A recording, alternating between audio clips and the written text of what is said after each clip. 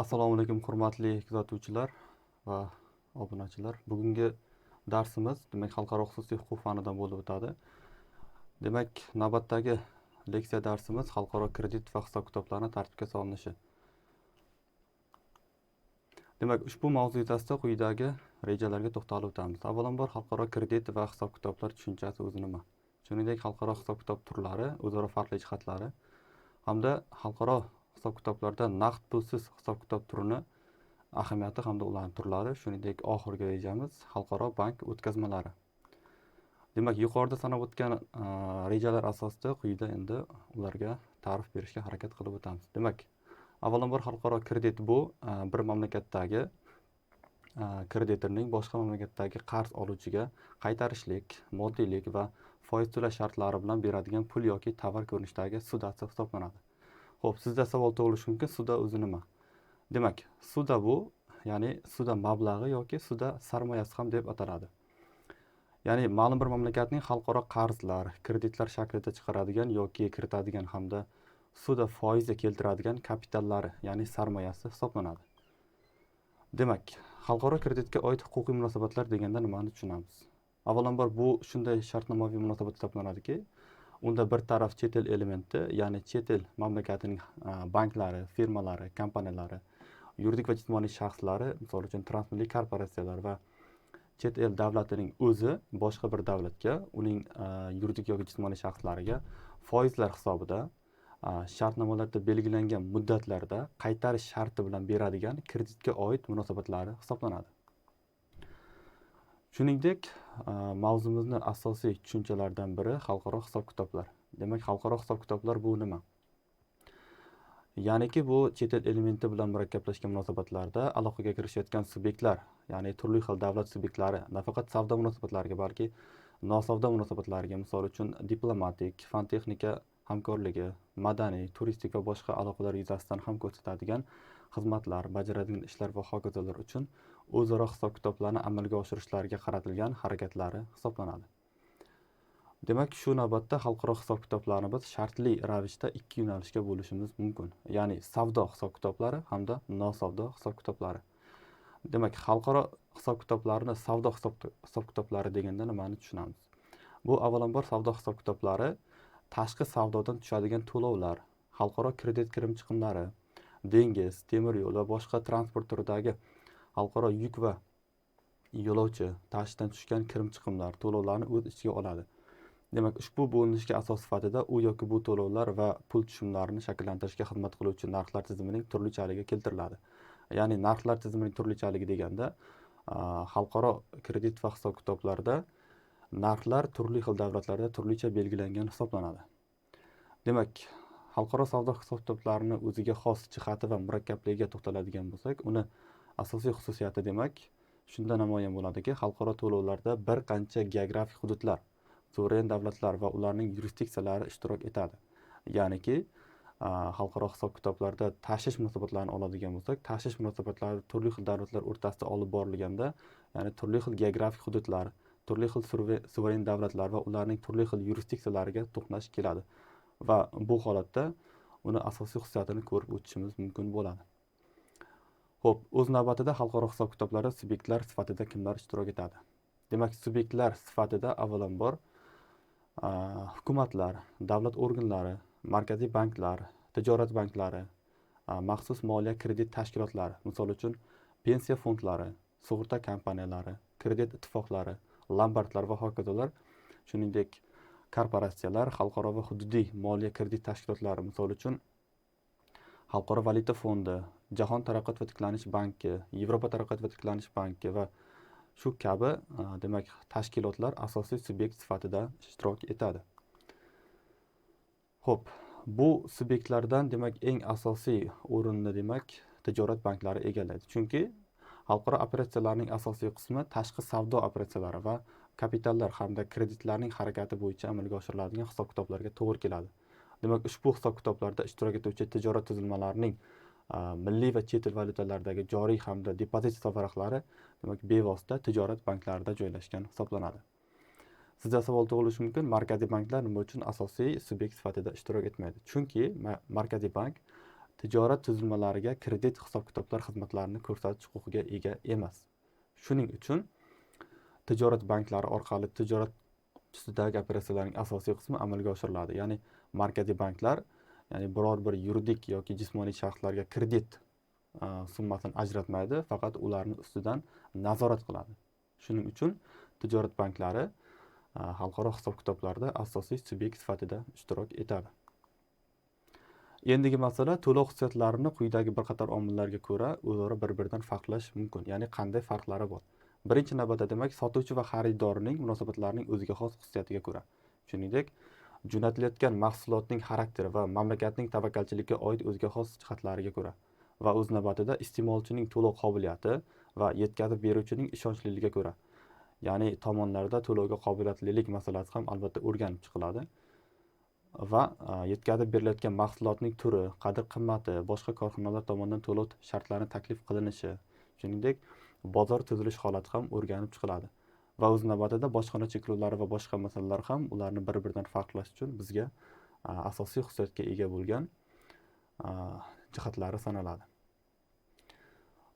Xalqaro hisob-kitoblarda shunday tushuncha borki, bu tushuncha juda ham xalqaro amaliyotda keng yuritiladi. Ya'ni valyuta tavakkalchiligi bu currency risk deb ham ataladi. Demak, valyuta tavakkalchiligi o'zi nima? Ya'ni misol uchun aytaylik, mana agar yetkazib beruvchi iste'molchi bilan avvaldan xo'jalik yuritishda ishtirok etgan bo'lsa va unga oldingi hisob-kitoblar tarixi unga ayon bo'ladigan bo'lsa, bu holatda valyuta riski, ya'ni hisob-kitob bilan bog'liq risk, ya'ni tavakkalchilik kamayadi. Agar bordi-yu tasavvur qiling, yetkazib beruvchi iste'molchi bilan qandaydir sanoat ko'rgazmasi yoki shunga o'xshash joyda tasodifan tanishgan va aloqaga kirishgan bo'lsa, ular bir-birlari haqida deyarli ma'lumotga ega emas va xalqaro hisob-kitoblar tarixi haqida demak yetarlicha ma'lumotga ega emasligi sababli bu jarayonlarda demak valyuta tavakkalchiligi o'z-o'zidan ko'payadi, ya'ni risk bu yerda ko'payib ketadi. Xo'p, endi xalqaro hisob-kitoblarning turlari haqida gaplashamiz. Demak, xalqaro hisob-kitoblar o'z navbatida ikkita turga bo'linadi. Bular naqd pulli hamda naqd pulsiz ko'rinishdagi xalqaro hisob-kitoblar. Naqd pulli ko'rinishi demak barchamizga ma'lum, bu so'm ko'rinishda, misol uchun O'zbekiston Respublikasi misolida aytadigan bo'lsak, so'm ko'rinishda yoki tangalar ham demak naqd pulli ko'rinishdagi hisob-kitoblar shakliga kiradi. Naqd pulsiz ko'rinishdagi hisob-kitoblar esa bundan bevosita farq qiladi. Buni demak slaydimiz davomida ko'rib o'tamiz. Va shuningdek to'lov metodi haqida ham to'xtalib o'tishni joiz deb topamiz. To'lov metodi bu nima? Metod bu bilamizki usul, ya'ni xalqaro hisob-kitoblarda chet el subyektlari demak oldi-sotdi shartnomalari olib borilish jarayonida to'lovni qaysi usullarda olib boradi? Misol uchun aytaylik, naqd pul ko'rinishdami yoki naqd pulsiz ko'rinishdami? Demak, ushbu masalani to'lov metodi bizga aniqlab beradi. Misol uchun bu holatlar sal boshqacha bo'lishi ham mumkin. Aytaylik, tomonlar shartnoma tuzgan, shartnomani yetkazib berish, ya'ni shartnoma predmeti hisoblangan mahsulotni yetkazib berishda jo'natuvchi mamlakat demak sotib oluvchidan bo'ynak tarzda avans ko'rinishda demak to'lov talab qilishi mumkin, ya'ni undan so'rashi mumkin. Agar ikkinchi tomon bunga norozi bo'lmasa, bo'ynak tarzda shartnomani ma'lum bir summasini berib, unga qandaydir moliyaviy jihatdan yordam berishi mumkin. Lekin bu amaliyot demak xalqaro savdo amaliyotida kam uchraydi. Shuning uchun to'lov metodi ham xalqaro hisob-kitoblarda eng asosiy masalalardan biri hisoblanadi. Demak, bugungi asosiy xalqaro hisob-kitoblarga oid normativ huquqiy hujjatlar sirasiga quyidagilarni kiritib o'tishimiz mumkin. Birinchi navbatda O'zbekiston Respublikasi Fuqarolik kodeksining tegishli moddasi, ya'ni 790 va 91-moddalari, shuningdek O'zbekiston Respublikasining 2019-yil 11-noyabrida qabul qilingan Markaziy bank to'g'risidagi qonuni hamda 2019-yil 5-noyabrida qabul qilingan banklar va bank faoliyati to'g'risidagi qonuni va shuningdek to'lov va to'lov tizimlari to'g'risidagi qonun va o'z navbatida O'zbekiston Respublikasi Markaziy bank boshqaruvining demak 2020-yil 15-fevraldagi 3/12 son qarori bilan tasdiqlangan O'zbekiston Respublikasida naqd pulsiz hisob-kitoblar to'g'risidagi nizomi demak asosiy huquqiy hujjatlar sanaladi. Demak, endi biz naqd pullar va naqd pulsiz hisob-kitoblar turlariga to'xtalib o'tamiz. O'zbekiston Respublikasi Fuqarolik kodeksining 290-moddasida bunga bevosita ta'rif berib o'tgan. Unga ko'ra, demak, fuqarolarning tadbirkorlik faoliyatlarini amalga oshirishlari bilan bog'liq bo'lmagan holda ular o'rtasidagi hisob-kitoblar va fuqarolar ishtirokidagi hisob-kitoblar naqd pullar bilan yoki naqd pulsiz ko'rinishlarda amalga oshirilishi mumkin. Demak, naqd pulsiz tartibda amalga oshirilish tartibi asosan yuridik shaxslar o'rtasidagi hisob-kitoblar, demak, naqd pulsiz ko'rinishda amalga oshiriladi. Ya'ni yuridik shaxslar o'rtasidagi hisob-kitoblar agar qonunda boshqacha tartib belgilab qo'yilgan bo'lmasa, naqd pulda ham amalga oshirilishi mumkin. Ya'ni qonunda boshqacha tartib nazarda tutilgan bo'lmasa degan qismi, ya'ni misol uchun O'zbekiston Respublikasining yuridik shaxsi, aytaylik, chet el davlatini biror bir yuridik shaxs, ya'ni tadbirkorlik subyekti bilan xalqaro tashish munosabatlari yoki oldi-sotdi munosabatlarini amalga oshirayotganda alohida tartibda, demak, ikki tomonlama bitim yoki shartnomalar ko'rinishida belgilab olish mumkin. Ya'ni hisob-kitoblarni aynan naqd pul ko'rinishda olib borishmi yoki naqd pulsiz ko'rinishdami? Demak, bizda fuqarolik kodeksimizda berilgan mana shu tomonlar o'rtasida boshqacha tartib belgilab qo'yilgan bo'lmasa degan izohi shuni anglatib o'tadi. Xo'p, naqd pulsiz hisob-kitoblarning shakllariga nimalar kiritiladi? Demak, bu O'zbekiston Respublikasi Fuqarolik kodeksining 291-moddasi hamda Markaziy bank boshqaruvini tegishli nizomida ham keltirib o'tilgan. Ularga quyidagilar kiradi. Demak, birinchisi to'lov topshiriqnomalari. Keyingi o'rinda demak to'lov talabnomalari, akkreditivlar, cheklar bilan hisob-kitob qilish hamda inkassolar bo'yicha hisob-kitob qilishlar, demak, naqd pulsiz hisob-kitobning asosiy shakllari sifatida e'tirof etiladi. Xo'p, o'z navbatida endi bank o'tkazmalariga ham to'xtalib o'tishimiz joiz hisoblanadi. Demak, bank o'tkazmalari bilamizki, hozirgi kunda internet jahon tarmog'i keng rivojlangani va xalqaro savdo amaliyotida ham bevosita bu munosabatlar tartibga solinganligi uchun bank o'tkazmalari ham tegishli tartibda biror bir yoki ma'lum bir davlatlarni, demak, huquqiy komplekslarida bevosita belgilab o'tilgan. Demak, bank o'tkazmalari o'zi nima? Bu hisob-kitobli bank operatsiyasi bo'lib, telegraf, pochta orqali yoki o'zgacha usulda bir bankdan, demak, boshqa bankka to'lov topshiriqnomasini o'tkazishdir. Ya'ni bunday topshiriqnomalar bank buyruqlari, bank korrespondentlariga yo'naltirilgan va benefitsiarlarga aniq pul summasi to'lov haqidagi taqdim etilgan cheklar va boshqa to'lov hujjatlari hisoblanadi.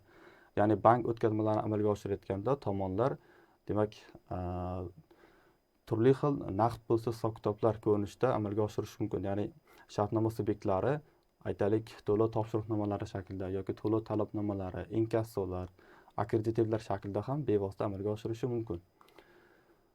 Endi o'z navbatida xalqaro to'lovlarni amalga oshirishda bank kartalarining o'rni ham beqiyos hisoblanadi. Chunki bank kartalari hozirgi kunda juda ham keng rivojlanib ketdi. Chunki xalqaro amaliyotda hisob-kitoblarni amalga oshirishda yuridik shaxslar naqd pul ko'rinishdan hisob-kitob qilishdan ko'ra, naqdsiz ko'rinishda yoki bevosita bank kartalari orqali hisob-kitoblarni amalga oshirishi, demak, ularga ham qulaylik, ham vaqt masalasida ularga juda ham bir samarali kelishi mumkin.